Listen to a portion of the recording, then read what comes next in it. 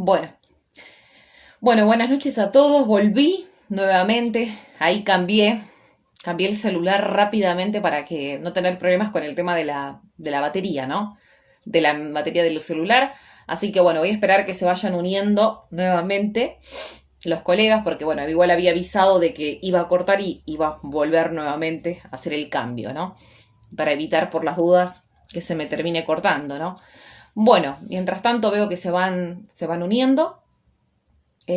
Voy a aprovechar mientras en el preámbulo, bueno, más que nada, bueno, agradecerle a los colegas que en este caso, bueno, han confiado y siguen confiando en el manual del sistema de cobertura de ley de riesgo de trabajo. Muchas veces me mandan las fotos y yo las subo, las subo, digamos, en mi cuenta de Instagram, cuando me envían las fotos cuando les llega el manual del despido laboral también, en realidad no se llama manual del despido laboral, se llama manual con las nuevas implicancias sobre el despido laboral, que incluye en realidad todo lo referente a intercambio telegráfico, liquidaciones laborales, los estatutos especiales, todo lo que tiene que ver con el régimen, en realidad el impacto de la normativa de emergencia en el régimen indemnizatorio, ¿no? Es un manual muy completo que hasta el 21 de septiembre de este mes ustedes van a tener la posibilidad de poder adquirir inclusive los dos manuales a un precio promocional de 11.000 pesos en 6 cuotas sin interés, con envío gratuito, que después obviamente del 21 de septiembre ya los valores van a ser a un precio de lista.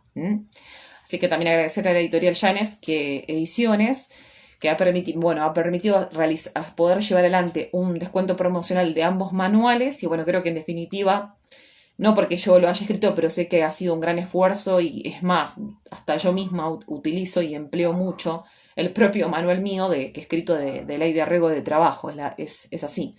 Son tantas normas dispersas en lo que tiene que ver con lo referente al tema de ART que hasta uno mismo termina utilizando su propio manual. No es una mentira lo que digo, la verdad que yo si no lo tengo me está faltando algo. es, es así. Bien, en el día de ayer, bueno, hay algunos colegas que le veo a la doctora Florencia, que ella está cursando práctica laboral, de lo que tiene que ver práctica profesional del derecho del trabajo. Bueno, en particular, bueno, veo algunos colegas que digamos que están cursando o han cursado, ¿no? Quizás por los nombres. Bueno, lo que me convoca a hablar más que nada en el día de hoy es un tema, bueno, relevante, importante, que bueno, quizás no se le da tanta trascendencia, seguramente, no demasiada. Y en definitiva yo diría que la raíz de todos los males muchas veces es justamente, y es más, lo que también ustedes tendrán que evaluar el día de mañana si quieren tomar, o sea, para poder tomar también una causa, porque muchas veces creemos que todo es conveniente, ¿no? Y bueno, justamente cuando hablo de la raíz de todos los males es el intercambio telegráfico. Un telegrama laboral que en su génesis, de alguna manera en su embrión, yo le diría que, para que ustedes tengan presente que en el proceso laboral, el embrión de todo esto es claramente el intercambio telegráfico, por lo cual es muy importante que nosotros tengamos mucho cuidado a la hora de redactar, a la hora de contestar, obviamente también, ¿por qué no? Y sobre todo también este punto de lo que estaba mencionando anteriormente, a la hora de también, digamos, decidir si tomar una causa o no, porque en definitiva si hay algunas cuestiones que no se cumplen, quizás no sea realmente lo más conveniente o quizás sea mejor manejarse con la verdad. Siempre es importante manejarse con la verdad con el cliente, ¿no? Decirle las cosas como son. Cuando a mí me ha pasado justamente en muchas ocasiones en donde el intercambio telegráfico está mal de alguna manera mal redactado. Ya vamos a ver ahora que tiene que cumplir determinados, digamos, ciertos requerimientos. Y, por ejemplo, bueno, me ha llegado algún que otro caso en donde se intima, digamos, al empleador, pero no se termina configurando el despido. Entonces no hay una configuración, muchas cosas, muchas irregularidades, ¿no? En definitiva, bastante complicadas que después uno ya no las va a poder subsanar. Siempre cuando defino al intercambio telegráfico, siempre digo que el intercambio epistolar es en definitiva el corazón de la demanda, es el núcleo central de nuestra demanda para que ustedes lo tengan en cuenta, ¿no? Entonces es realmente la columna vertebral de todo. Por eso hoy pensaba realmente y dije, hoy estaría bueno volver a hablar sobre el tema de intercambio telegráfico. Muchas veces nosotros nos preocupamos en las liquidaciones laborales, en cuánto le corresponde a ese trabajador, si se le aplica la doble indemnización o no. Nos preocupamos quizás en lo que tiene que ver con la parte probatoria, pero todavía ni siquiera hemos arrancado, todavía ni siquiera hemos empezado y ya estamos pensando muy ansiosos en lo que viene, cuando en realidad deberíamos enfocarnos en primer punto en lo que tiene que ver con una buena redacción de un buen telegrama laboral.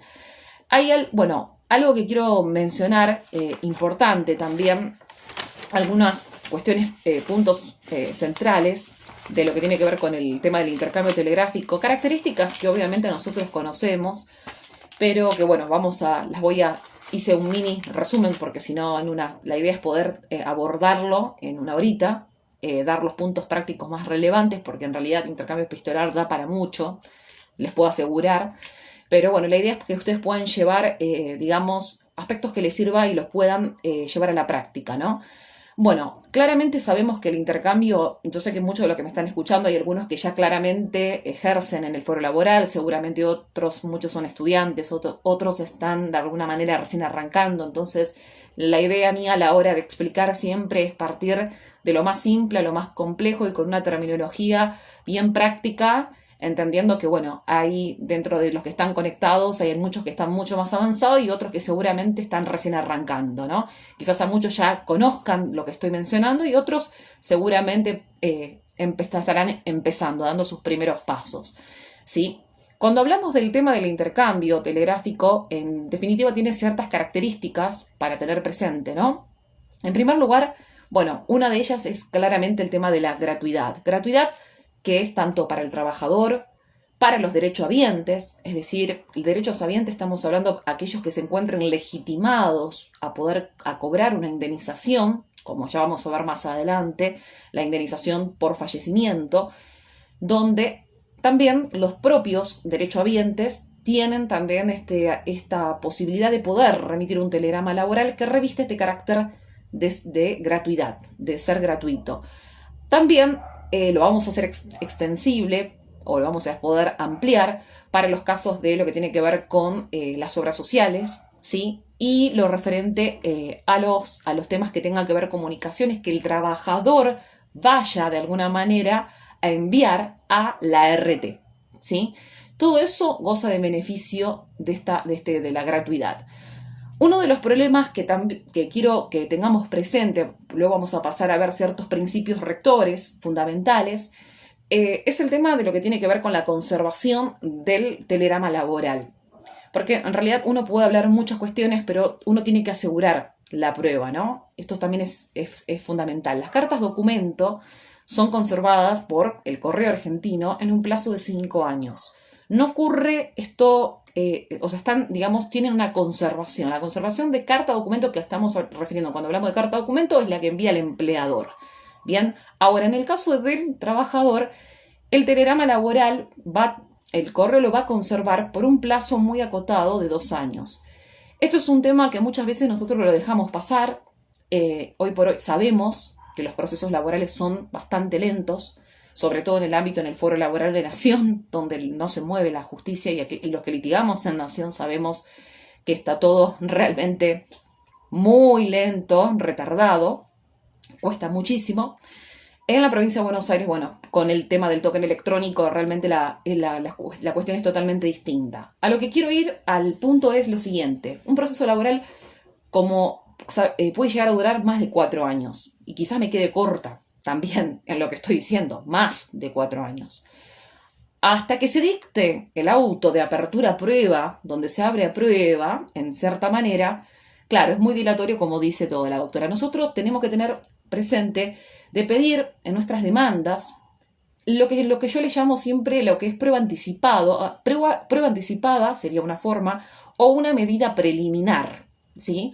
Donde lo solicito yo al juzgado, vuestra señoría, vamos a hablar en el ámbito, en este caso, de los jueces nacionales de instancia, en este caso, única en Nación, decimos vuestra señoría. En el ámbito de la provincia de Buenos Aires, como son tribunales colegiados, decimos vuestra excelencia. Entonces, estaría bueno siempre en una cápite solicitar que se pueda llevar adelante la prueba anticipada referente al correo argentino. ¿Sí? La prueba informativa, que en definitiva debería llevarse a cabo una vez que se dicte el auto de apertura. Pero justamente, como la cuestión es que el proceso dura mucho tiempo y quizás hasta que se dicte el auto de apertura a prueba, entre el interín de notificar a la contraparte, sabemos que cuesta mucho notificar por cédulas de notificación, todo eso puede llevar realmente a una dilatación en el tiempo, puede haber planteos de nulidad de notificación, y se me va a vencer el plazo de los 2 años y no voy a tener después la posibilidad de poder acreditar la autenticidad y la veracidad de las piezas que yo estoy acompañando, de esos telegramas laborales.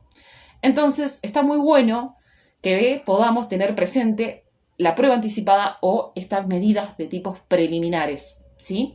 Fundamentarlas. Esto es algo bastante, le doy bastante importancia, ¿no? Si no, vamos a perder claramente justamente lo que yo hablaba, esta columna vertebral, todos los intercambios epistolares van a quedar allí y no vamos a tener la posibilidad de poder producir esa prueba.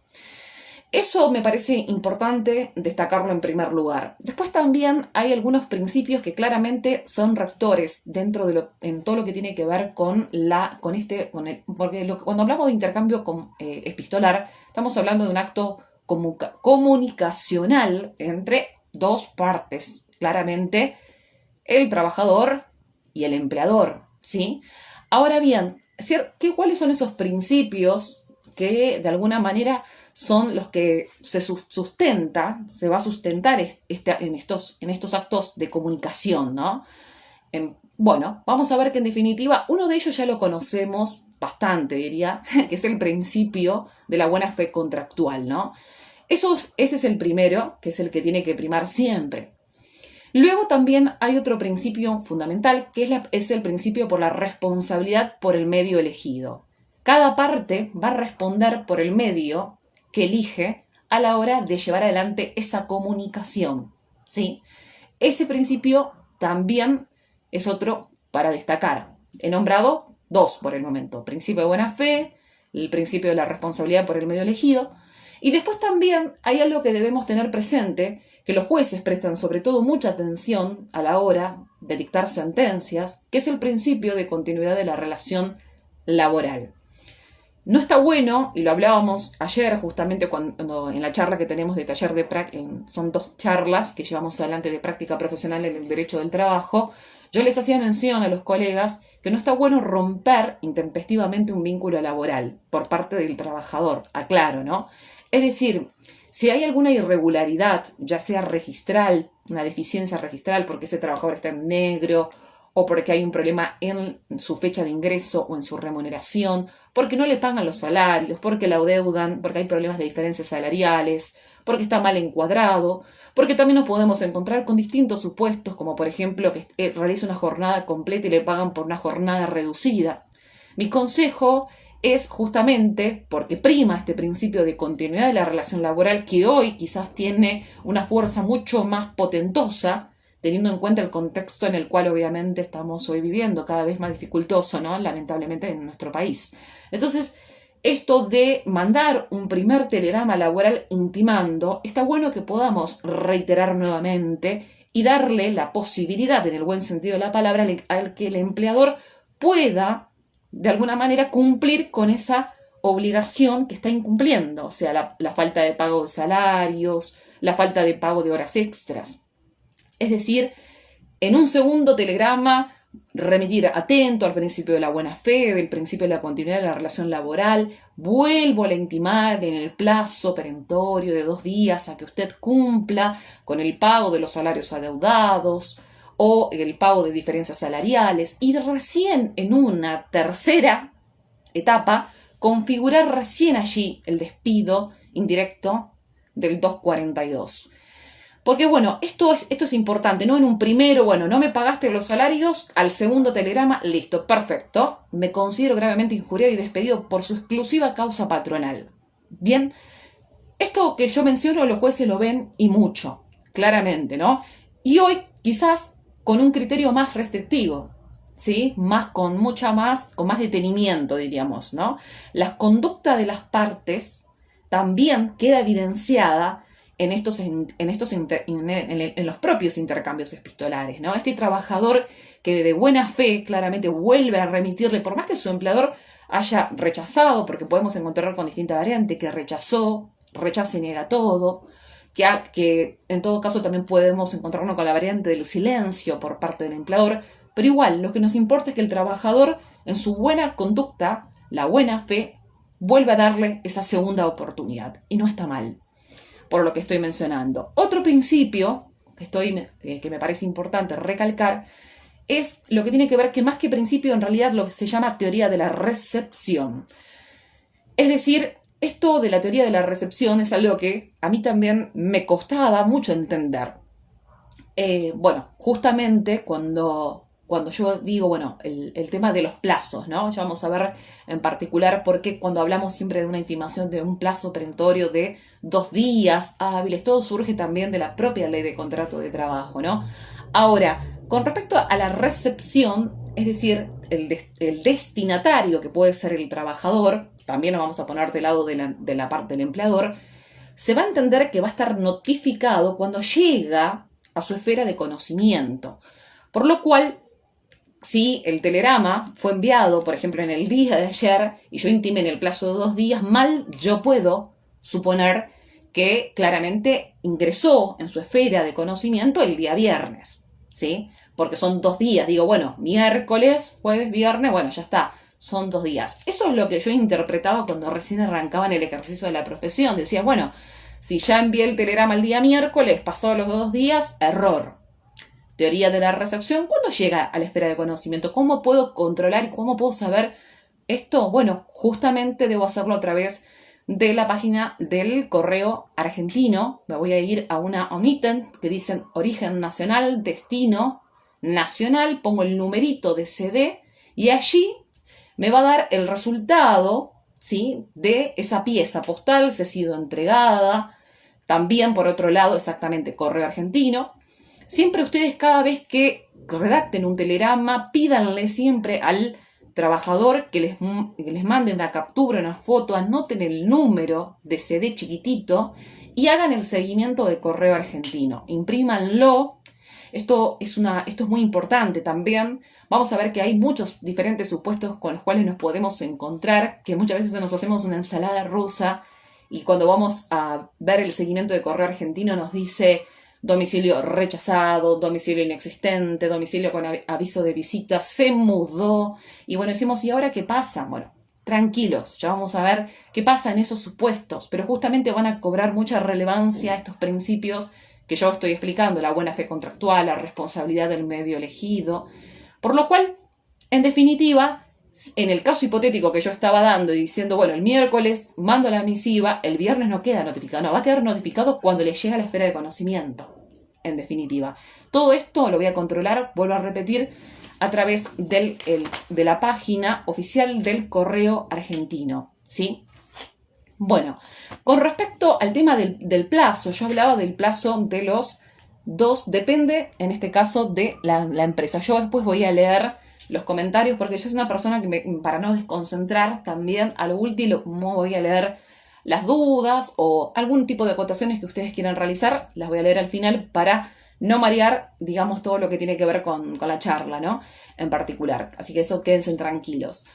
Otra cuestión es lo siguiente. El tema del plazo de los 2 días surge del artículo 57 de la Ley de Contrato de Trabajo, ¿sí? Esos famosos 2 días, ¿no? Que muchas veces uno dice intimo en el plazo de 2 días. Bien, lo dejo en particular. Hay algo otro punto que tenemos que tener presente también los abogados, es que el hecho de enviar un telegrama laboral, ¿sí?, mandar un intercambio, un telegrama al trabajador en sí, va a producir un efecto también va a traer, digamos, aparejado un efecto importante sobre un instituto que a nosotros muchas veces nos preocupa y bastante, que es claramente el tema de la prescripción. Es decir, el hecho de que el trabajador remita un telegrama laboral a su empleador, de alguna manera lo está constituyendo en mora y esto produce un efecto de suspensión de la prescripción por el término de 6 meses. Antes, con el código de Vélez, suspendía la interpelación faciente al deudor por el término de 1 año. Hoy está más reducido, se suspende la prescripción por el término de 6. Esto lo menciono porque también quizás a ustedes les puede llegar a pasar de tener algún caso en el cual se encuentran ahí en la duda, ¿está prescripto o no está prescripto? Bueno, todo esto también lo debemos tener presente. Bueno, hechas estas aclaraciones en cuanto al tema de lo referente a los puntos más principales que quería tener en cuenta, hay algo que voy a ir al tema del silencio. Voy a dividir silencio del empleador y por otro lado el silencio del trabajador, ¿no? Vamos a ver las dos caras de las monedas, porque la idea es que también a ustedes les puede tocar representar al trabajador o también, en este caso, representar a la parte empresarial. ¿Qué ocurre en el supuesto de que digamos, vamos a hacer el ejemplo hipotético de que el trabajador intima al empleador a que le abone sus salarios y el empleador no contesta? Intima en este plazo perentorio de 2 días, no hay respuesta, yo hice el seguimiento de correo argentino, llegó la pieza postal, les entregada, pero no contestó.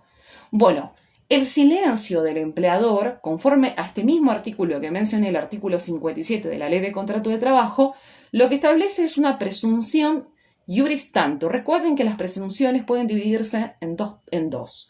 Presunciones iuret ad iure, presunción de pleno derecho, es decir, una presunción que no admitiría prueba en contrario.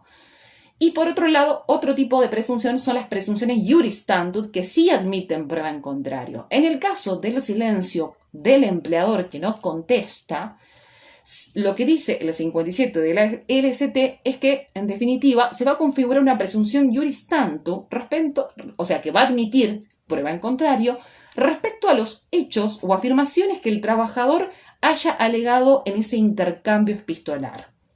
¿Sí? O sea, en definitiva, tiene sí efectos ese silencio del empleador, por lo cual si ustedes van por la parte empresarial, es claramente recomendable que si a ustedes les llega un telegrama laboral, contesten, rechazar y negar punto por punto, todo. Pero no les aconsejo esto del silencio. Hay algunos que dicen, no, yo no contesto nada, en definitiva, no, cuidado, porque en definitiva, por más que sea una presunción que no es de pleno derecho, ya trae aparejada una presunción que en definitiva, yo le llamo esto de iuris tantum, ¿sí? Ahora, ¿qué ocurre con el caso del silencio del trabajador? ¿Qué pasa si el trabajador no contesta? ¿No? Es al revés.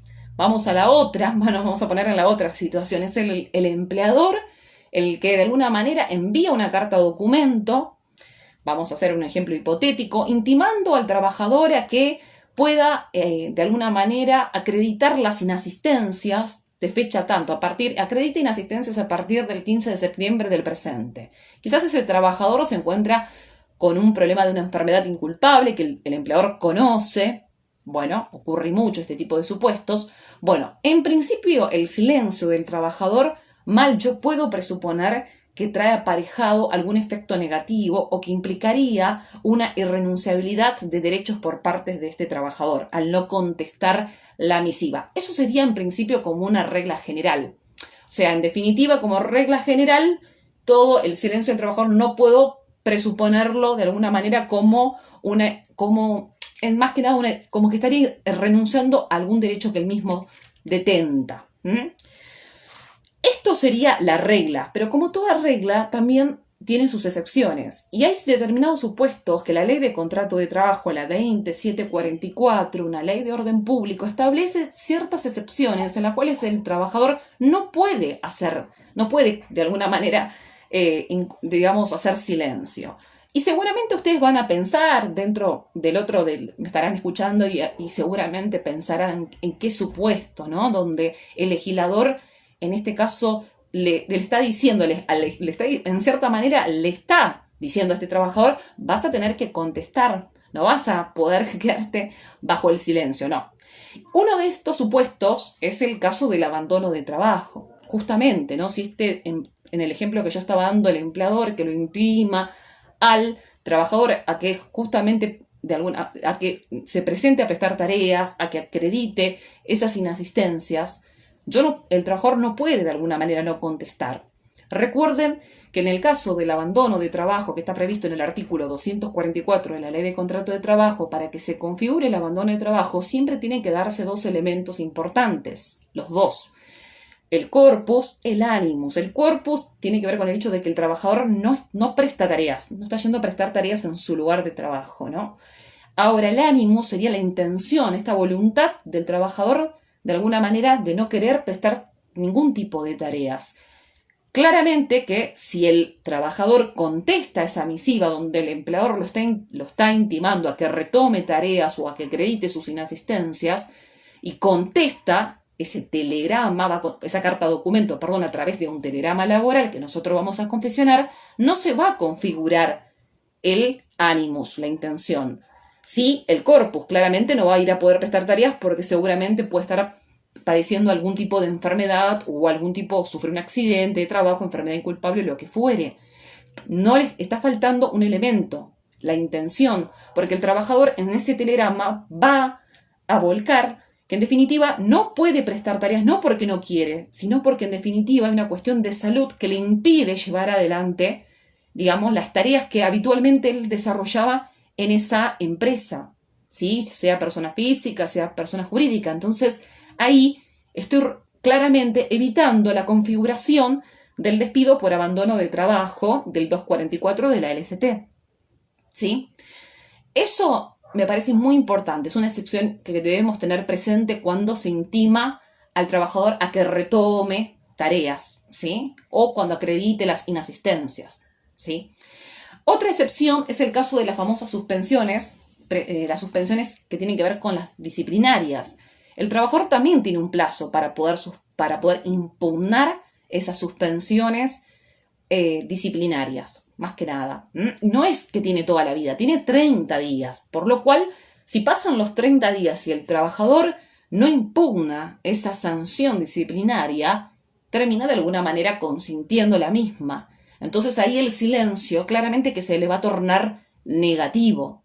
Estos son algunos ejemplos para que ustedes tengan presente los más comunes que se dan en la práctica habitual, el famoso abandono de trabajo, las famosas sanciones disciplinarias, muchas veces muy comunes, donde los trabajadores quizás no incurren en determinada, no amerita una sanción disciplinaria, pero está muy a la moda, bastante diría yo, porque bueno, en realidad es una estrategia del empleador, porque el empleador no puede despedir así de una y de golpe. En definitiva, debería empezarse, como quien diría, de lo más simple hasta lo más complejo, empezando con un apercibimiento, luego con una sanción disciplinaria y finalmente podría llegar ahí a configurar algún tipo de despido causado. Entonces, el empleador va a ser latente. En realidad, en principio, el abogado que representa a la parte empresarial debería, de alguna manera, digamos, asesorarlo de esa forma.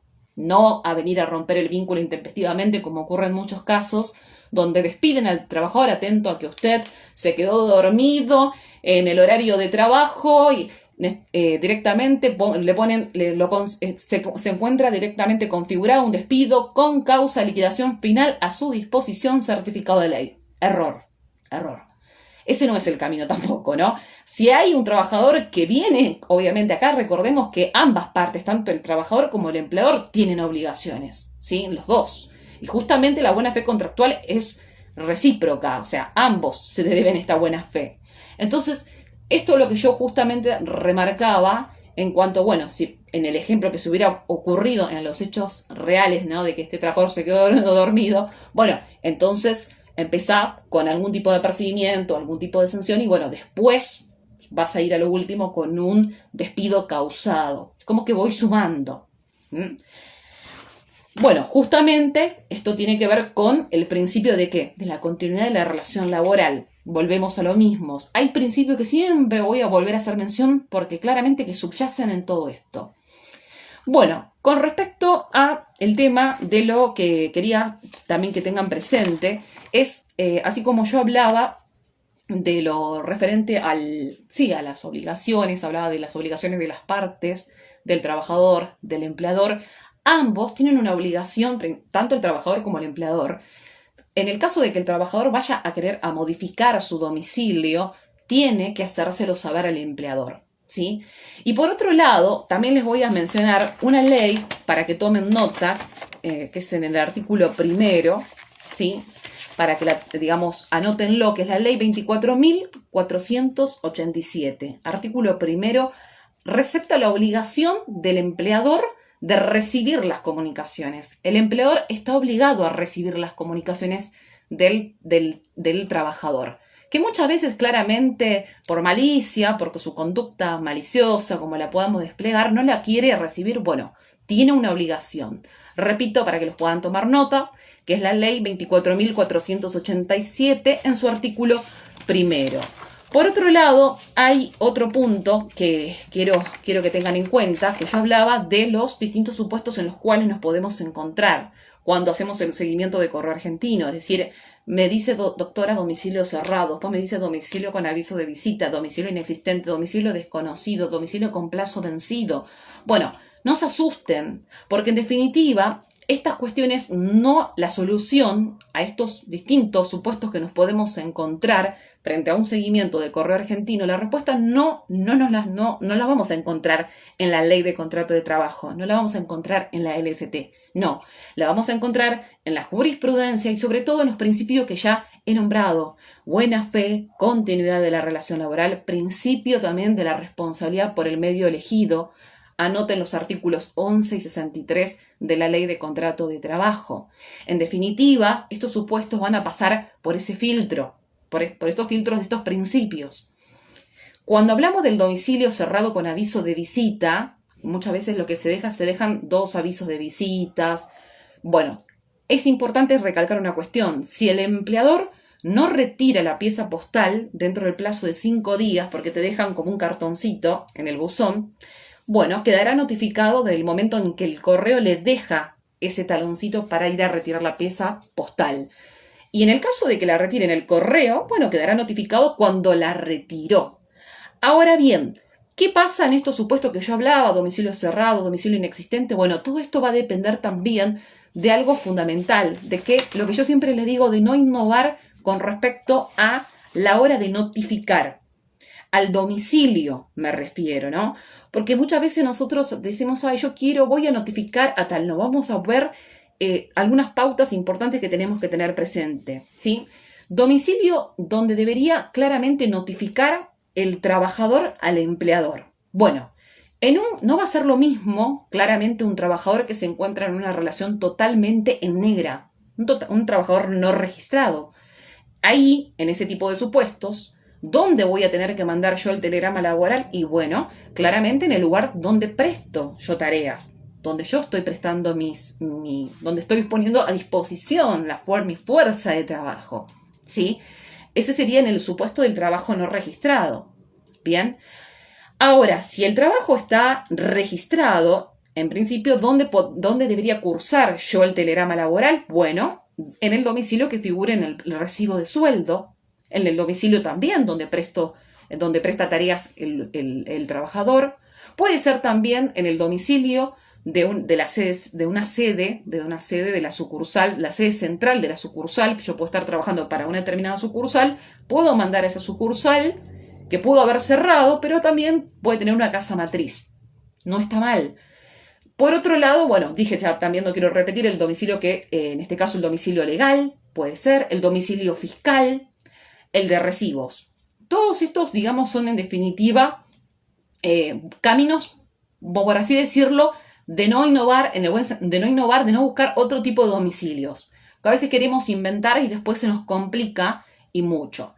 Entonces ahí habría que hacer como una división para este tipo de caso, ¿no? El no registrado, no le va a quedar otra que hacerlo en el lugar donde presta tareas. Y al registrado, estas pautas que he tenido, que las vuelvo a mencionar, porque a veces hablo un poquito rápido: domicilio legal, domicilio donde presto tareas, domicilio del recibo de haberes.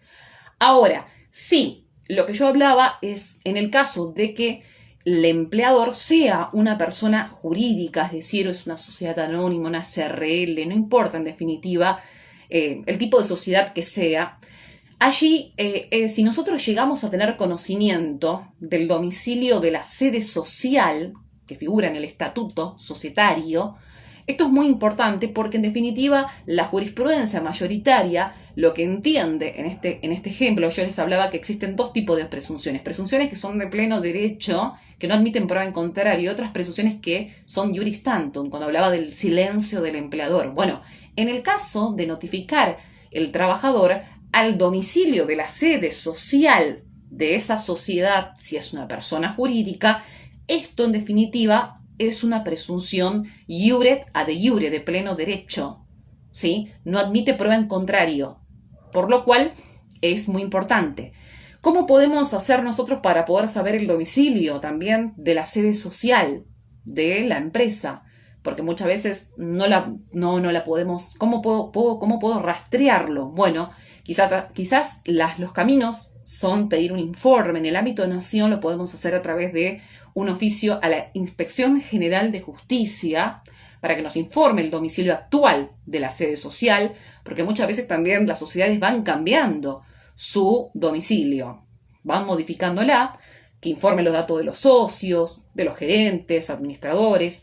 Ya más adelante vamos a ver con el doctor Leonel Delgado también lo que es el tema de la responsabilidad societaria y que también podemos extender la responsabilidad, pero eso lo vamos a ver más adelante.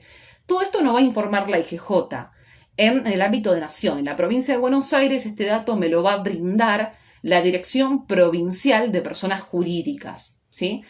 Yo creo que en definitiva no está mal que el abogado tenga una etapa, porque nosotros también tenemos una etapa de investigación, yo le diría, ¿no? Si tenemos mucha duda en cuanto si hablo de una sociedad en particular, no está mal que yo pueda de alguna manera ya asegurarme en el propio intercambio telegráfico cuál es el domicilio de la sede social de de esta sociedad. Voy a evitarme un gran tema importante a la hora de iniciar la demanda, porque en definitiva, si yo ya notifiqué al domicilio de la sede social, dije que es una presunción de iure ad iure, de pleno derecho, por lo cual, claramente que el día de mañana, iniciada una demanda judicial, yo podría pedir una vez que inicio la demanda y tengo que correr traslado y acreditando un informe de IGJ en Nación o el informe de la Dirección Provincial de Personas Jurídicas, podría pedir que se libre la cédula bajo responsabilidad de parte actora y el juez o el tribunal, porque juez hablamos en Nación, en tribunal hablamos en la provincia de Buenos Aires, me la va a tener que otorgar, porque en definitiva, para que puedan otorgarnos las cédulas bajo responsabilidad de parte actora, yo tengo de alguna manera que acreditar en definitiva el domicilio de la sede social. ¿Sí? Eso para que me la puedan autorizar al libramiento de esa cédula. Lo que más cuesta, yo les decía, es el hecho de notificar a la contraparte una vez que se inicia la demanda. Es bastante complicado. Bueno, esto con respecto a lo que tiene que ver los domicilios que debemos tener presente para notificar al empleador. Y hablabas de justamente no innovar tanto. Después también, hoy por hoy, sabemos que con todo esto de la revolución de la tecnología, los WhatsApp y toda esta cuestión, la ley de contrato de trabajo no recepta todo lo referente a los medios a lo que tiene que ver con comunicaciones, me refiero por este tipo de medios electrónicos. Hay casos donde la jurisprudencia ha resuelto en forma favorable en determinados, aclaro, ¿no? Pero en jurisprudencia más minoritaria. Por eso siempre yo les digo que cuando, por ejemplo, la ley de contrato de trabajo en determinados casos establece ciertas formalidades, por así decirlo, cuando, por ejemplo, el típico caso es cuando uno tiene que notificar el embarazo, cuando se tiene que notificar el matrimonio, ¿no? Bueno, estos dos supuestos que en definitiva el legislador dice que se deben notificar por escrito. Entonces, bueno, ahí si dice notificar por escrito, yo prefiero que ustedes manden un telegrama laboral donde la trabajadora notifique el embarazo al empleador y en el caso del matrimonio notifique cuándo va a contraer nupcias y además tendrá que obviamente acreditar con la documental que corresponda, con la constancia pertinente.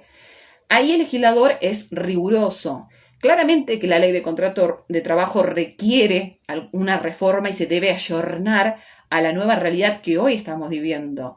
Pero no sucede. La jurisprudencia hay casos pequeños como el embarazo notorio, donde ha dado lugar, o en algunos supuestos donde algún que otro, recuerdo yo, de las cámaras aquí, de las salas departamentales del ámbito de nación, donde dieron lugar, por ejemplo, dieron como válida una notificación mediante correo electrónico de una trabajadora que notificaba a su empleador el embarazo por el correo electrónico de la empresa.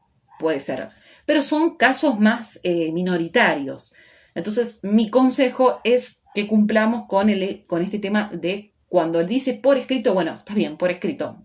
Redactamos el telegrama laboral. Si le queremos adicionar después, posteriormente, el envío del correo electrónico, del WhatsApp, del Facebook o lo que fuere, bueno, porque ya nos encontraremos en una cuestión que va a ser complicada y que habrá que ver también el temperamento que tenga el juez a la hora de ponderar esta cuestión. Hay algunos jueces que son mucho más flexibles y otros que son más sacramentales y que obviamente se ajustan a rajatabla a lo que dice la LST. La LST dice, escrito, listo, es un requisito ad solemnitatem, de forma que se tiene que cumplir sí o sí. Bien, ahora, bueno, ahí estuve más que nada haciendo mención con respecto al tema de las notificaciones, en particular, no quiero irme del punto de todo este tema, la verdad que ya estoy llevando bastante tiempo.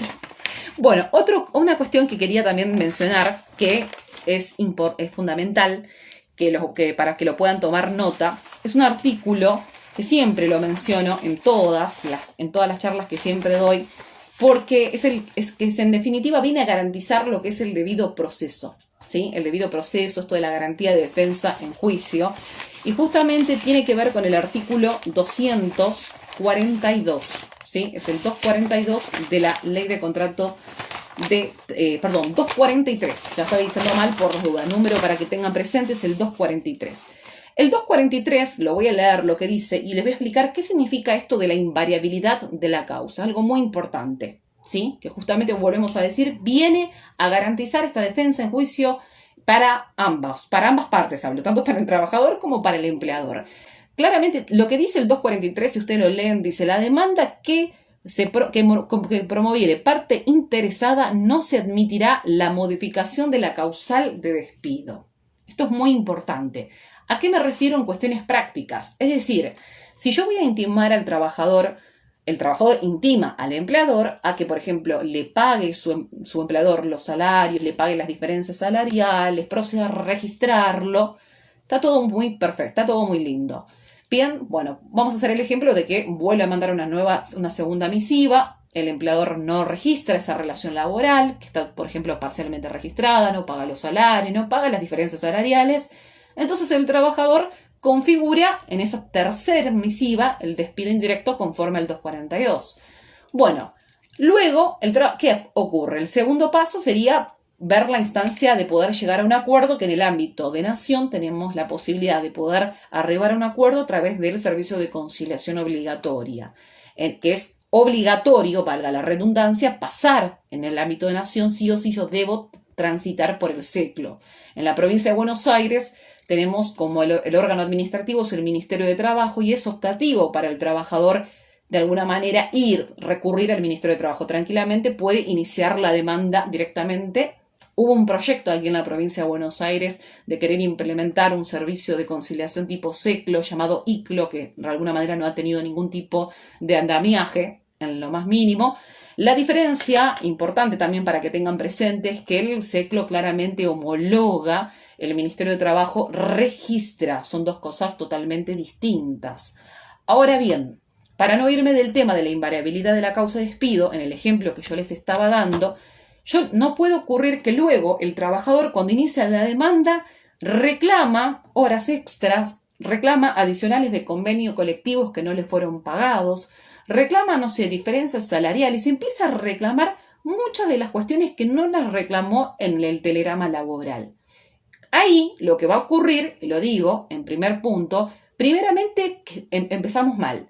Si yo tengo que reclamar, el momento que el trabajador tiene la oportunidad, por así decirlo, para poder reclamar todo lo que quiera reclamarlo, va a ser con el telegrama laboral. Yo no puedo después, posteriormente, ay no, se me olvidó reclamarle los adicionales de convenio, me olvidé de pedirle las horas, reclamo de horas extras, y ahora las voy a pedir en la demanda. Bueno, ¿qué va a hacer la parte empleadora? El abogado, ¿qué es lo que va a plantearte? Y con mucha razón tengo que decirlo, te va a decir, no, atento al 243, invariabilidad de la causa de despido. Usted está vulnerando mi derecho de defensa en juicio, ¿sí? En definitiva, por lo cual eso se va a testar. Es como que no se va a la hora de tener que resolver el juez, conforme obviamente las probanzas, las pruebas, ya lo que en definitiva yo ya reclamo en esa demanda, pero que no fue introducido en el intercambio epistolar, lamentablemente va a quedar afuera porque cobra relevancia la invariabilidad de la causal de despido. Por eso les decía a ustedes que no se apresuren, que no sean intempestivos a la hora de redactar el telegrama laboral, que tomen nota de todo. Es decir, cuando ustedes se sientan con el trabajador, tienen que pedirle todos los datos que necesitan. O sea, en definitiva, cuando digo todos los datos es todo. Es decir, ¿cuándo empezaste a trabajar para la empresa? ¿Cuál fue? Porque muchas veces no se condice con la fecha del recibo de sueldo. ¿Cuánto cobrás? ¿Cuánto cobrás en mano? Una cuestión es la remuneración percibida, es decir, lo que el trabajador cobra en mano, que se distingue de la remuneración devengada. Remuneración percibida no es lo mismo que remuneración devengada. La remuneración percibida es lo que yo cobro en mano. A mí me están pagando 30.000 pesos, por ejemplo, como trabajador. Bien, la remuneración devengada es lo que ese trabajador tiene que percibir, debería cobrar conforme a su escala salarial, conforme a su antigüedad, obviamente, y conforme las tareas que desarrolla. Bien, esa es la diferencia. Yo siempre le digo que la remuneración percibida es el ser, ¿sí? En definitiva, en realidad sería el ser, y en la remuneración percibida sería el deber ser, lo que yo debería cobrar. Entonces, todo esto yo tengo que preguntarle al trabajador, ¿y cómo te paga la parte? Porque también puede ocurrir que me paga parte en blanco y parte en negro. ¿Cómo te paga la parte en negra? Circunstancias de tiempo, modo y lugar. Muchas veces fallan en algunas cuestiones, me refiero sobre todo en el tema en el intercambio telegráfico, cuando se paga parte en negro. Bueno, ¿cómo se efectúa el pago? Hay casos en donde me ha tocado que le pagan a través de transferencia, la parte en negro se la pagan a través de una transferencia bancaria utilizando figuras fraudulentas como son las cooperativas de trabajo. Me ha tocado. Otros casos en donde le paga esa diferencia en negro y se la pagan en recursos humanos. Bueno, especificar todas estas cuestiones. ¿Quién? ¿Dónde? ¿Cuándo? ¿Cuándo lo pagan? Todo esto yo lo tengo que saber y lo debo consignar. También el lugar de trabajo es importante, la jornada de trabajo. ¿Cómo es tu jornada de trabajo? Porque también, en definitiva, en base a la jornada de trabajo que tenga ese trabajador, yo voy a poder saber si le corresponde un reclamo de horas extras al 50% o un reclamo de horas extras al 100%. Entonces, es muy importante. Por otro lado, también el tipo de las tareas que desarrolla ese trabajador es fundamental. Un trabajador que realiza tareas insalubres tiene una jornada mucho más reducida. Entonces, todo esto, ven cómo yo debo indagar en todas estas cuestiones. ¿Quién es el que da las órdenes? ¿Quién es el que paga la remuneración? Hay que ver si no nos encontramos en algún tipo de supuesto de responsabilidad solidaria, de la famosa interpósita persona, ese hombre de paja, la responsabilidad también que tiene que ver con la tercerización laboral, ¿no? O los famosos, lo que le llaman grupos económicos, artículos 29 bis, 30 de la LCT, donde se encuentran consagradas ciertas responsabilidades solidarias. Entonces yo también tengo que indagar también toda esta cuestión para saber si no me encuentro dentro de alguno de estos supuestos, porque si ese trabajador está tercerizado, yo voy a tener que mandar 2 telegramas, ¿sí? Entonces todas estas cuestiones tienen que ver con una tarea de investigación que nosotros debemos realizar amplia, indagar todo, anotar todas estas cuestiones. Por otro lado, el tema del convenio colectivo es fundamental, porque la ley de contrato de trabajo yo siempre digo que es una ley madre que va a sentar como un piso mínimo inderogable, pero después debemos ir a los convenios colectivos, porque los convenios colectivos muchas veces establecen ciertas mejoras, ¿sí? Es decir, si el trabajador trabaja para una actividad de comercio, bueno, me voy al convenio colectivo de comercio y debo leer ese convenio colectivo para ver qué es lo que me marca respecto a vacaciones, a los adicionales de convenio colectivo, porque puede ser que a ese trabajador no le estén pagando los adicionales de convenio que le corresponden. Por otro lado, puede ocurrir que le estén pagando menos de lo que le deberían pagar. Entonces todo esto debo yo estar indagando. También me puedo encontrar con un problema de un mal encuadramiento del convenio colectivo. Quizás ese trabajador está mal encuadrado, debería estar encuadrado en otra actividad. ¿Sí? En caso siempre de duda, siempre se va a atender a que la norma más favorable del trabajador, al convenio más favorable para ese trabajador. Pero yo también debo saber entonces qué tareas realiza ese trabajador, que me las pueda precisar. Bien, todas estas cuestiones, como vemos, son importantes. Y algo que no he mencionado a la hora de redactar un intercambio, un telegrama laboral, deben darse determinado como 3 puntos fundamentales que tenemos que tener presente. Uno de ellos es el tema del plazo. Todo telegrama laboral tiene que tener un plazo. Muchas veces uno intimo a que abone salarios del mes de agosto, de julio, agosto del 2021, bajo apercibimiento de considerarme gravemente injuriado y despedido por su exclusiva causa patronal. Artículo 242, queda usted debidamente notificado. Cuidado, porque ahí, en definitiva, yo estoy intimando, está todo muy lindo, pero no estoy estableciendo un plazo. ¿Y cuándo? ¿Y el plazo dónde está? La intimación, justamente, respecto al plazo, surge del 57. Intimo sería, lo correcto, intimo en el plazo perentorio de 2 días hábiles a que usted abone los salarios adeudados de los meses tantos y tantos bajo apercibimiento. No olvidar el plazo. Segundo, lo que no puede faltar, primer punto dije plazo. Segundo, contenido, ¿qué es lo que estoy intimando? Y ser concreto y preciso, con claridad de lo que en definitiva yo estoy interpelando. ¿Qué es lo que estoy intimando? Es decir, intimo en el plazo de 2 días hábiles a que usted me abone salarios. Queda usted debidamente notificado. Sí, está perfecto, pero ¿salarios de qué periodos? ¿Qué salarios estás reclamando? Reclamo diferencias salariales. Sí, diferencias salariales, algo importante que tenemos que tener presente con las diferencias salariales, que las diferencias salariales, como también el tema del reclamo de horas extras, uno las puede reclamar hasta 26 meses no prescriptos. Es decir, la prescripción es de 2 años. Yo no puedo reclamar diferencias salariales porque hay un trabajador que trabajó 30 años y le pagaron toda la vida, le pagaron debajo de su escala salarial y le voy a reclamar 30 años de diferencia salarial. Una vez me tocó un trabajador que me lo discutía a muerte. No, yo voy a reclamar los 30 años. Doctora, no te corresponde. 2 años es la prescripción. No lo digo yo, lo dice la ley de contrato de trabajo. Yo puedo reclamar 2 años para atrás. Y cuando digo 26 meses no prescriptos, me refiero porque a 2 años son 24 meses. Y le agrego 2 meses más por el adicional, o lo que adiciono, el SAC correspondiente al primer semestre del pago del aguinaldo de junio y el SAC del segundo semestre de diciembre. Entonces eso también es importante tener presente porque muchas veces solemos reclamar, por así decirlo, en este caso más por demás. ¿Vieron cuando dice usted reclama ultra petita, extra petita? Bueno, cuidado con ese tema también. Entonces, ser claro qué es lo que estamos intimando.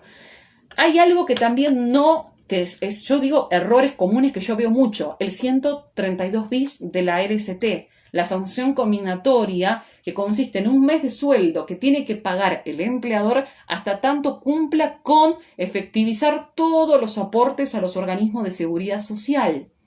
Bueno, ahí la jurisprudencia también es muy taxativa en este punto, en el segundo, lo que yo estoy mencionando, la segunda parte, es decir, la intimación, el contenido. No basta con que yo digo, intimo a que usted de alguna manera integre los aportes a los organismos de seguridad social, queda usted debidamente notificado. Error. Primeramente un error grave porque, en definitiva, aquí lo que dice la jurisprudencia mayoritaria, y no lo digo yo, es que uno tiene que precisar muy claramente qué aporte está reteniendo indebida. O sea, la retención la efectúa el empleador. Lo que no está haciendo es integrarlo al organismo de seguridad social. Entonces yo debo precisar qué aporte, en todo caso, debe integrar. Aporte de obra social, periodo 2017 al 2021, aporte, en este caso, de lo que tiene que ver aportes jubilatorios del periodo 2020 al 2021. Yo tengo que precisar los periodos, el concepto, más que nada, que se está reclamando, y los periodos, porque si no tampoco me va a correr la sanción combinatoria del 132 bis. Y bueno, muchas veces creemos que solamente con intimar es suficiente. Por eso les digo que hay cuestiones que tienen que ver con cuestiones de forma que hay que cumplimentarlas. Bien, esto del contenido es importante. Y finalmente, la última parte que no puede faltar es el apercibimiento. Claramente el apercibimiento de considerarme gravemente injuriado y despedido por su exclusiva causa patronal. Esto que parece ser muy sencillo, nos ha tocado un caso en el estudio donde el letrado anterior intimó a registrar la relación porque había un problema en la fecha de ingreso, todo muy lindo, remitió copia a la FIP, pero nunca configuró el apercibimiento, nunca se configuró el despido indirecto. Entonces, ahí ya venimos con un error, lamentablemente, de fábrica que no lo vamos a poder subsanar, ¿sí? Entonces, parece algo medio loco, pero no se olviden de esto, del plazo, de la intimación, del contenido, de lo que yo estoy reclamando, y sobre todo en estas cuestiones que hablaba, ¿no? De ser más que claro. Y el apercibimiento. Bien, esto es bastante importante, diría yo, para que tengan presente. Por otro lado, algo que quería mencionar para ir finalizando, porque obviamente intercambio epistolar es mucho, pero la idea es poder darles estos tips prácticos, es con respecto a distinguir siempre lo que es la ley 24013 de la ley 25323. Son dos leyes que son dos cuestiones totalmente distintas, ¿sí? Si nosotros estamos hablando de una relación laboral que se encuentra vigente, yo voy a aplicar la ley 24013, claramente. Tenemos el artículo 8 que penaliza el trabajo totalmente en negro.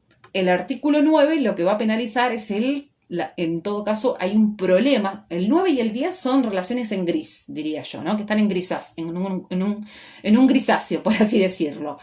El 9 es cuando hay un problema en la fecha de ingreso. Está mal consignada esa fecha de ingreso. Yo empecé a trabajar en el 2010, pero vos me consignaste en el 2014. 4 años de irregularidad registral respecto a la fecha de ingreso. Después también tenemos el artículo 10, que es donde hay un problema en lo que tiene que ver con la remuneración mal consignada, ¿sí? Como yo daba un ejemplo, yo estoy cobrando 40, pero bueno, en definitiva, 30.000 están registrados en blanco y 10 me lo estás pagando en negro. ¿Bien? Bueno, ese sería el ejemplo. Ahora, ¿qué es lo que yo veo que debemos tener presente? Una cuestión importante. Cuando la relación está vigente, yo puedo reclamar, ya sea por el 8, también puedo reclamar el 9 y el 10 juntos. Lo que muchas veces ocurre es que intiman con un error de hacer una mezcla, un combo entre el 8, el 9 y el 10. Yo nunca puedo intimar al empleador a que proceda a registrar la relación laboral conforme a los artículos 8, 9 y 10, porque en realidad estaría incurriendo en teoría de los actos propios, estaría alegando mi propia torpeza. Porque el 8 implica una relación totalmente en negro y el 9 y el 10 implica que la relación está registrada, en todo caso tiene ciertas deficiencias. Por lo cual tengamos que tener cuidado de no mezclar 8, 9 y 10, porque es mezclar el agua y el aceite. Y yo no puedo mezclar el agua y el aceite. Eso, en primer lugar. Si es compatible que pueda uno intimar conforme al 9 y al 10, sí, eso es posible. Puede ocurrir que exista una irregularidad en cuanto a la fecha de ingreso y con la remuneración. Hasta ahí está todo muy lindo. Algo importante que también ustedes tienen que tener más que presente siempre es remitir para que proceda las indemnizaciones de la ley 24013, remitir la copia a la FIP. Yo generalmente lo hago al domicilio de la sede central de la FIP que está en Hipólito Yrigoyen. Muchos lo que hacen es lo remiten al telegrama, vendría a ser a la delegación del lugar de trabajo, por ejemplo, donde prestaba tareas ese trabajador. Es decir, si prestaba tareas en Morón, bueno, lo que hacen es que el trabajador envíe a la FIP de Morón, por ejemplo. Yo nunca he tenido problemas, siempre mandé todo a Hipólito Yrigoyen, sede central. Ningún tipo de problema. Ahora, esto del telegrama a la FIP es un requisito, volvemos a lo mismo, sine qua non fundamental para que proceda la indemnización. Y el trabajador tiene un plazo de 24 horas de que intimó al empleador a que registre la relación a remitir esa copia a la FIP. 24 horas. Porque si pasan las 24 horas y no envió nada, no le va a correr ningún tipo de indemnización de las indemnizaciones que penalizan el trabajo en negro. Por eso, como consejo práctico, cuando ustedes le confeccionan el telegrama laboral al trabajador, en el mismo momento que le redactan para el empleador, también deben ya en ese mismo momento hacer otro telegrama a la AFIP en cumplimiento del artículo 11 de la ley 2403, porque esto lo estipula el artículo 11, en cumplimiento del artículo 11 de la ley 24013, en el día de la fecha remití a mi empleador, fulanito tanto sociedad anónima, el siguiente texto, y allí copian la intimación que ustedes le han cursado al empleador. Y ese es mi consejo, no esperar y decir, bueno, te lo mando mañana. No, ya el trabajador se olvidó y listo. Directamente murió la indemnización de la 24013. ¿Sí? Ahí lo tengo que decir. Ahora, la 25323 es una ley complementaria a la 24013 y, en todo caso, esta ley en sí va a regir para aquellas relaciones laborales que ya no están vigentes. Porque puede venir al estudio una persona que fue despedida. No importa, bueno, puede ser despedida sin causa, con causa, sin causa. Sabemos que los despidos están prohibidos. Bueno, en principio están prohibidos, no me quiero irme a esta cuestión. Pero el 25.323 no exige que la relación laboral esté vigente. Por lo cual, en todo caso, si me viene al estudio, decía yo, el trabajador que dice, doctora, mire, yo realmente me despidieron y la realidad es que tenía problemas en la fecha de ingreso, en la remuneración, también estaba mal categorizado, yo realizaba una jornada de 8 horas, me tenían registrado como en una jornada reducida de 4 horas, estaba en una categoría que no corresponde. El tema de la mala categorización, tengan presente que va a traer efectos colaterales y graves, porque si yo estoy mal categorizado en una categoría que no me corresponde, va a implicar que en definitiva se me está pagando de menos de lo que me corresponde, por lo cual también va a meritar el hecho de que pueda reclamar las diferencias, obviamente, salariales, ¿sí? Entonces, a ese caso de ese trabajador que ya me viene con la carta documento de despido, lo que le va a quedar, en todo caso, es reclamar las indemnizaciones del artículo 1 y 2 de la 25323, ¿sí? Esas son las indemnizaciones que prevé dentro del sistema indemnizatorio que nosotros hoy tenemos. En el artículo 1 hace referencia en un sentido amplio a cualquier tipo de deficiencia registral, ¿sí? Que va a consistir en una multa igual a lo que nos dé de antigüedad. Es decir, si le deben antigüedad de 200.000, bueno, la multa en realidad no es multa. Siempre le decimos multa, pero en realidad la terminología correcta es indemnización. Multas digamos, en su naturaleza jurídica, el destinatario de esa multa es el Estado. Cuando hablamos de indemnización, va al trabajador. Por eso siempre es bueno utilizar la terminología correcta. Hablamos de indemnizaciones agravadas, ¿sí? Entonces, hablaba del artículo primero, en definitiva, es una indemnización igual al monto de la antigüedad. Esto para que lo tengan más que nada, más que presente, ¿sí? Y luego, en el artículo 2 de la ley 25.323, lo que en definitiva es lo que va a penalizar, por así decirlo, es el hecho de que el trabajador haya tenido que impulsar todo un procedimiento administrativo o judicial para poder cobrar sus indemnizaciones, que va a equivaler esa indemnización del artículo 2, estamos hablando del artículo 2 de la 25.323, va a ser un 50% de lo que le corresponda, 50% de la antigüedad, 50% del preaviso, más el 50% de la integración del mes de despido. Recuerden ustedes que en la provincia de Buenos Aires tenemos las incidencias de SAC, es decir, yo puedo reclamar el SAC sobre antigüedad, el SAC sobre preaviso, el SAC sobre la integración del mes de despido, el SAC sobre las vacaciones proporcionales, que son muy fáciles de calcular. Lo que me da el valor de la antigüedad, si yo quiero saber el SAC sobre antigüedad, va a ser el valor de la antigüedad dividido 12, y eso me va a dar el resultado final. En el ámbito de nación, la cuestión es totalmente distinta, porque no tenemos incidencia de SAC, sino hay un plenario que rige, que es el plenario Tulosay, donde dice que no hay incidencia de SAC, por lo cual si yo me voy a sentar en el SECLO y voy a ir con mi liquidación laboral y voy a poner SAC sobre antigüedad, la otra parte me va a decir, doctora, aquí rige el plenario Tulosay, y tiene toda la razón del mundo. Bien, por lo cual en el artículo 2, que yo hablaba de la ley 25.323, cuando hablaba de que corresponde un 50% de la antigüedad, un 50% de los que nos dio del preaviso, el 50% de la integración del me despido, deberé adicionarle también ese 50% que me dio sobre el SAC sobre antigüedad, 50% del SAC sobre preaviso y el 50% del SAC sobre integración del mes de despido, pero solo para la provincia de Buenos Aires, no para el ámbito nacional. Ahora sí es compatible reclamar el artículo 8 con el artículo 2 de la 25323, como así también es compatible reclamar el artículo 9 y 10 con el artículo 2 de la 25323. Eso sí es compatible. Bien, ahí yo puedo encontrar una compatibilidad. Sí es totalmente incompatible pedir artículo 8 de la 24013 con el artículo primero de la 25323. Allí hay incompatibilidades.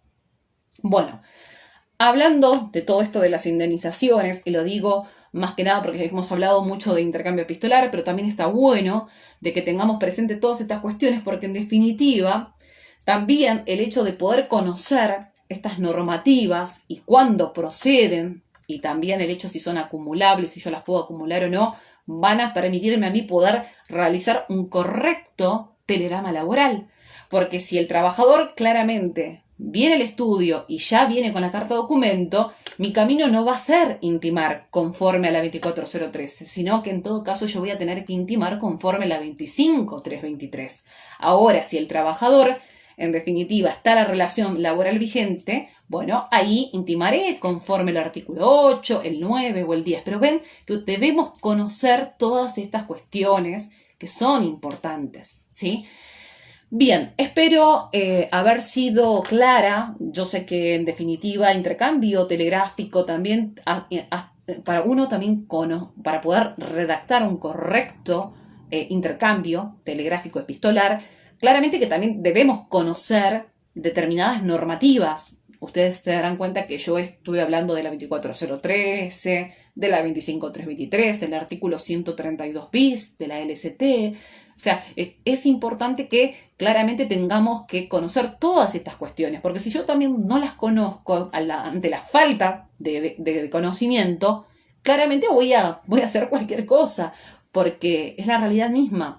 Y a todos nos puede pasar que nos podemos equivocar cuando arrancamos. Por eso yo siempre los invito a ustedes, sobre todo a preguntar. Cuando ustedes tienen dudas, no se vayan y yo, cuando arranqué en la profesión, lo que hacía, me metía de cabeza, iba y así me golpeé muy duro.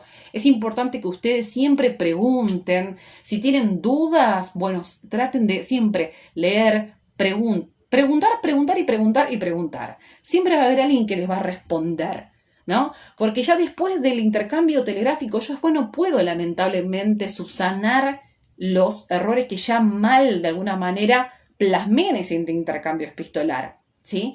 Es decir, cuidado con eso, no podemos, volvemos a lo mismo, no puedo yo alegar mi propia torpeza. Esto es importante que lo tengamos presente, ¿no? Bueno, algo que me queda, quiero para finalizar, y voy a leer algunos comentarios, de los de ustedes. Espero que haya sido útil esta charla de alguna manera. Yo sé que, bueno, en definitiva, ya me pasé la hora. Algo que no mencioné, son las 9:15, ya me pasé 15 minutos. El día que cumpla la hora va a ser importante. Nunca cumplí en los vivos una hora, jamás. Es un gran desafío para mí, ¿no?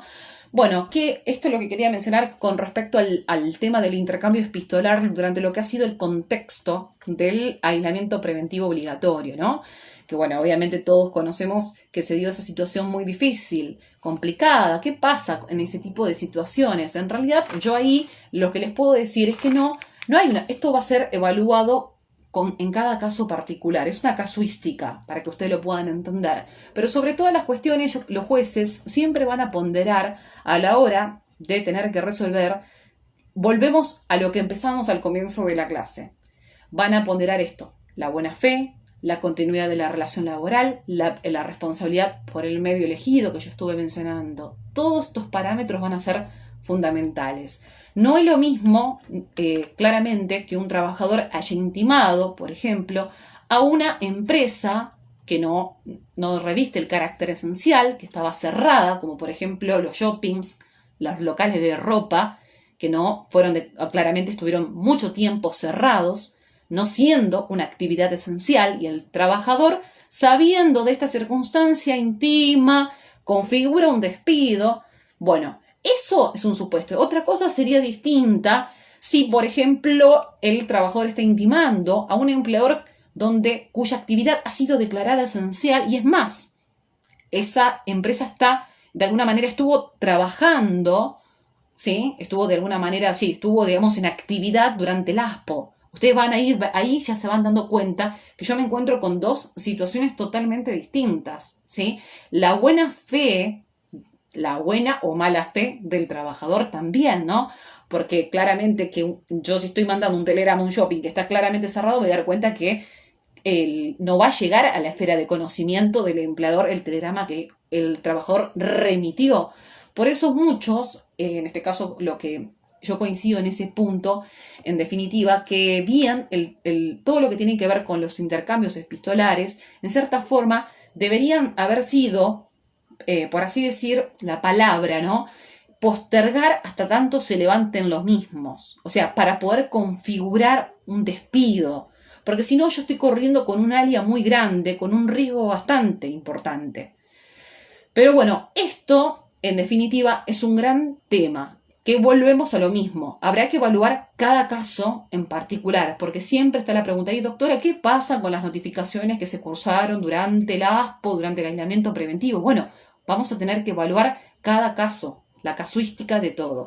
De todas maneras, hay una jurisprudencia que yo dejé en el Instagram hace muy poco, sí, creo que la publiqué, si no recuerdo, en el día, en este caso de ayer, que me parece muy, muy interesante, porque es un fallo de la Sala de la Cámara Nacional de Apelaciones de Trabajo. Yo le puse, lo tienen en una como jurisprudencia, y le puse fallo relevante, notificación válida al empleador durante el ASPO. Buena fe contractual, deber de diligencia de un buen hombre de negocio. Eso es un fallo de la Sala 7, es en este caso del juzgado laboral número 50, el que intervino el juzgado de origen. Está caratulado como Trejo Cecilia Belén contra City Tech, sociedad anónima sobre medida cautelar. Y allí la Cámara lo que resuelve es lo siguiente. Dice, el empleador debe arbitrar todos los medios para recibir la comunicación, que es lo que yo partía de la obligación que ya le emerge de recibir todas las comunicaciones. La accionada se alzó contra el pronunciamiento que desestimó la nulidad deducida por su parte, sosteniendo que el domicilio en el que fue dirigida la notificación se encontraba cerrado y que no existía personal a raíz del impedimento de circulación impuesto por el ASPO, es lo que estamos hablando, ¿no? Por la declaración de la pandemia COVID-19. Los camaristas, en este fallo, lo que resaltaron, que no obstante la situación derivada del aislamiento preventivo social obligatorio, dispuesto por el Decreto de Necesidad de Urgencia 297-2020 y sus prórrogas, lo que dice aquí la Cámara, escuchen, es claro, y lo dice textual, por eso lo estoy leyendo, es claro que la diligencia de un buen hombre de negocios imponía haber arbitrado el medio adecuado para recibir eventuales comunicaciones comerciales o laborales, máxime si se atiende que en definitiva, respecto de la trabajadora, podría existir una litigiosidad latente, ¿no?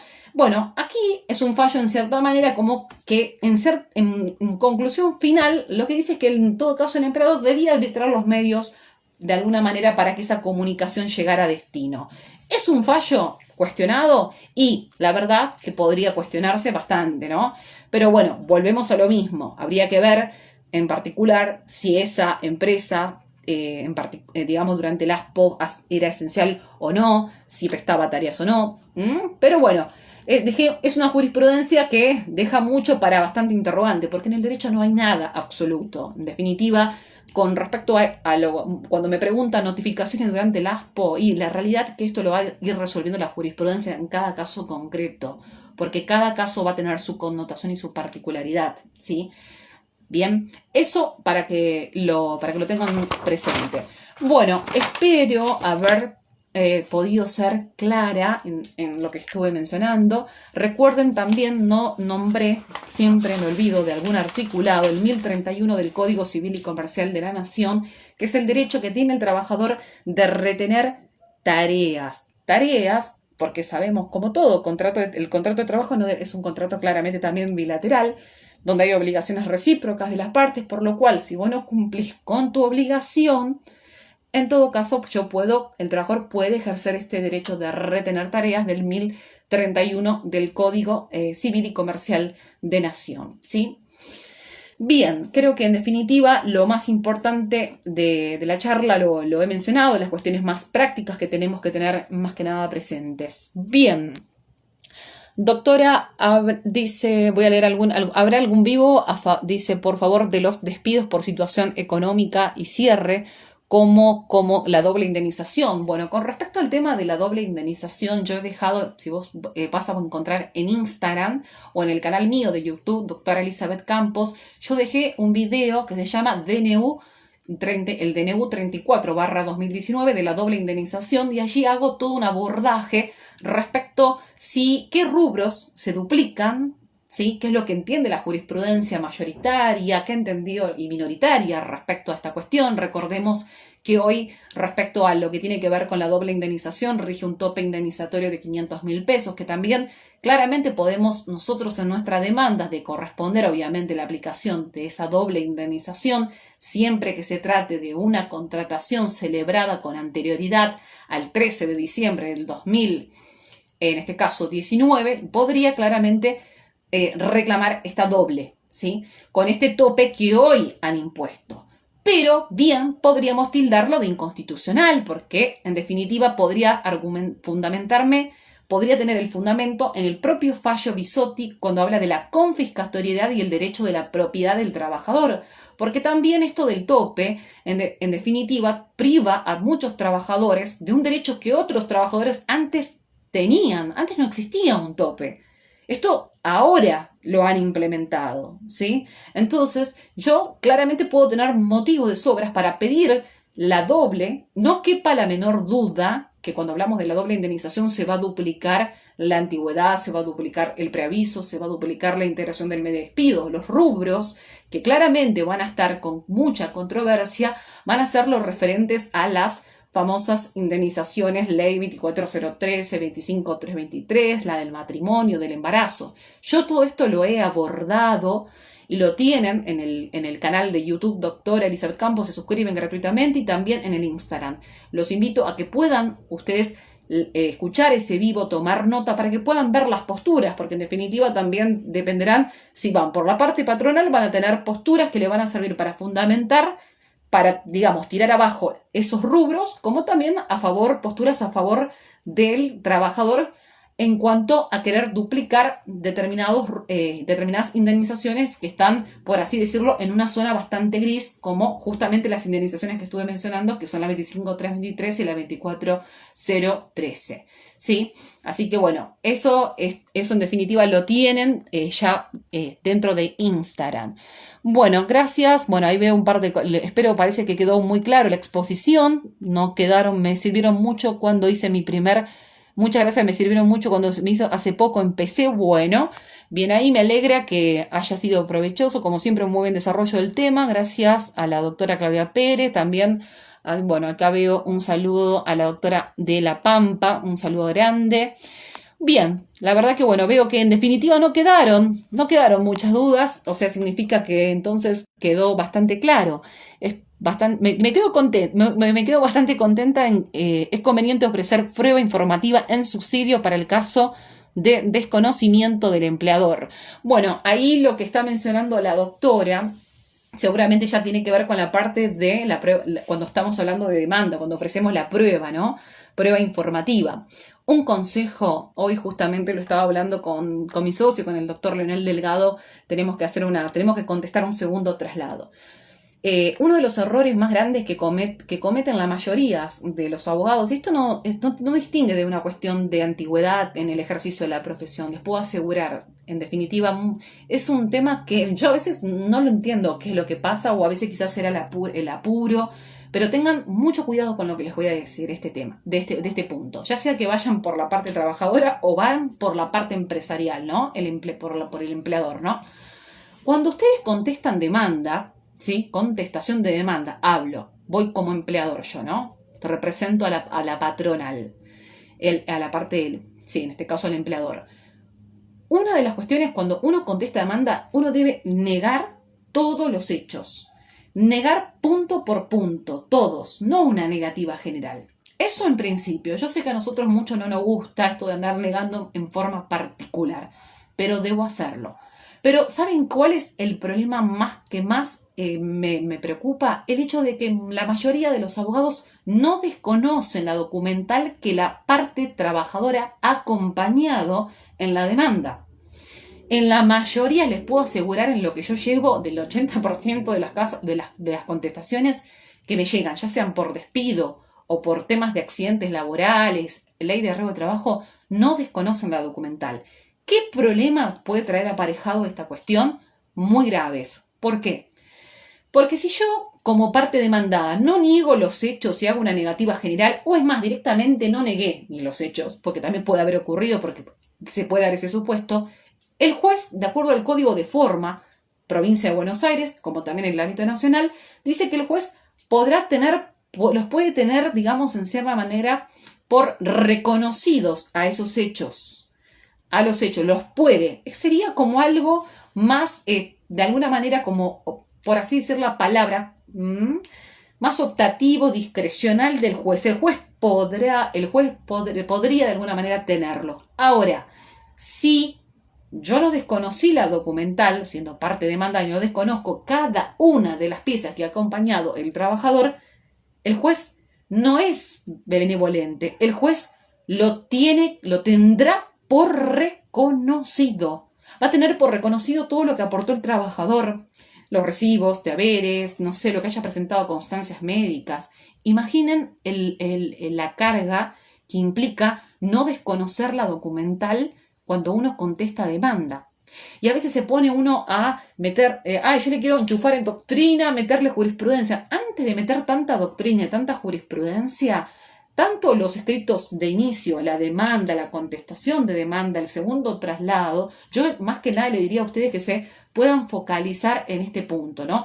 De negar los hechos, de desconocer toda la documental. Lo mismo ocurre cuando cuando el empleador contesta la demanda y nos corre en el segundo traslado. ¿Qué es lo que tiene que hacer el trabajador?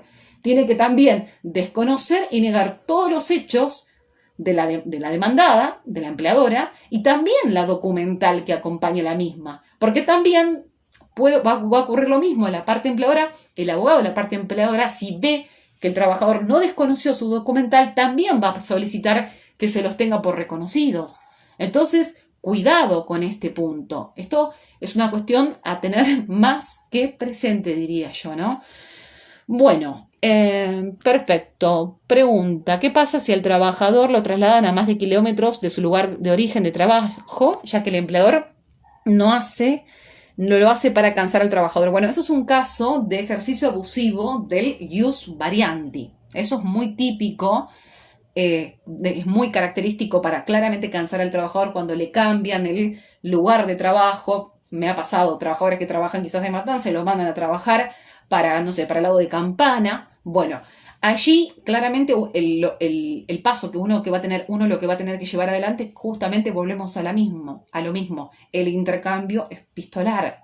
Yo tengo que intimar a ese empleador a que cese con ese ejercicio abusivo del ius variandi, así se llama, ¿sí? Eso es lo que de alguna manera va a tener que hacer ese trabajador. Y obviamente también tengamos que tener presente los perjuicios en ese telegrama, volcar los perjuicios que le provoca a este trabajador este cambio del domicilio laboral, que justamente, como bien dice la doctora, lo que busca es claramente de ganarlo y llegar ¿a qué? Al punto de que el trabajador se termine cansando y termine renunciando o que vaya para alguno de esos lados, ¿no? Bien, admiro la pasión con la que transmite, bueno, sus conocimientos. Si el trabajador, muchas gracias, si el trabajador conservó los telegramas, ¿no es necesario oficiar al correo? Siempre es necesario oficiar al correo porque yo puedo tener todos los telegramas laborales, es más, yo puedo tener todas las copias. Imagínense que todos estos son los telegramas laborales, ¿no?, que tengo. Pero yo debo claramente siempre pedir la prueba informativa al correo argentino para que se expida de la autenticidad y la veracidad. Recordemos que los telegramas laborales son instrumentos públicos, revisten el carácter de instrumento público y claramente la única manera que yo puedo atacar un telegrama laboral va a ser a través de una acción que se llama redargución de falsedad en el ámbito civil y querella de falsedad en el ámbito penal. Así que la prueba informativa siempre tiene que estar. Ahora bien, como yo les decía, los telegramas laborales se conservan en un plazo de 2 años. Es importante que nosotros hagamos un acápite dentro de la demanda pidiendo la prueba anticipada para que podamos ya oficiar al correo argentino y se expida de la autenticidad y veracidad de esos telegramas. Porque yo les mencionaba que muchas veces podemos llegar a tardar bastante tiempo hasta el auto de apertura a prueba. Justamente por el gran problema que tenemos con las cédulas de notificaciones, ¿sí? Es una forma de poder conservar una prueba muy valiosa, ¿sí? Bueno, ahí es respondido, doctora, tengo que reclamar salario adeudado del mes pasado, trabajadora doméstica, ley 26844, este mes tengo que colocar correspondiente a agosto, ¿verdad? No es salario de septiembre. Le están debiendo, en todo caso, el mes de agosto. Lo que le están debiendo es lo que vas a tener que intimar es que le paguen el salario de agosto. Algo del régimen doméstico que deben tener presente igual. También tengo, en este caso he dejado, varios Instagram tienen también sobre el régimen doméstico. Recuerden que en el caso del Estatuto del Servicio Doméstico no rigen la aplicación, no vamos a aplicar bajo ningún punto de vista porque es totalmente incompatible, lo dice la propia ley 26844, la ley 24013 y la 25323 son totalmente incompatibles, por lo cual yo no puedo intimar conforme a esas leyes, no es aplicable en el estatuto doméstico. Es otro gran error que suelen cometer en intimar, en mandar a la FIP. ¿Para qué mandan a la FIP? Porque en definitiva es incompatible. Es más, no procede no solo la 24013, no procede la 25323, no procede el artículo 80 de la Ley de Contrato de Trabajo, la verdad que bastante cuestionado. Hay jurisprudencia minoritaria respecto de este tema, del entregar los certificados. Tampoco va a proceder el 132 bis, esta sanción combinatoria frente al empleador que no ingresa los aportes a los organismos de seguridad social. Es un régimen muy pobre. También, claro, hay que decir la realidad del régimen doméstico, pero más pobre aún lo es el Estatuto de Construcción, donde tenemos un seguro, en realidad un fondo de cese laboral, porque en el régimen de construcción nosotros no hablamos de antigüedad de preaviso, hablamos de fondo de cese, ¿sí? Y ese fondo de cese laboral viene a reemplazar a la antigüedad. Yo le diría que el fondo de cese laboral es igual a la antigüedad, al preaviso y a la integración del de despido, ¿sí? Y en definitiva es en particular lo que hoy se ha presentado, en realidad no lo que hoy estoy diciendo, durante la semana se ha presentado un proyecto de ley que se busca de alguna manera lograr un régimen muy similar a los obreros de construcción, que es este fondo de cese laboral que le llaman seguro de fondo de garantía, le han metido alguna otra sigla, pero en cierta manera es idéntico, diría yo, a lo que sería el régimen de construcción y claramente que es bastante regresivo. En realidad van a tener que cambiar, en realidad deberían reformar la Constitución Nacional. Recordemos artículo 14 bis de la Constitución.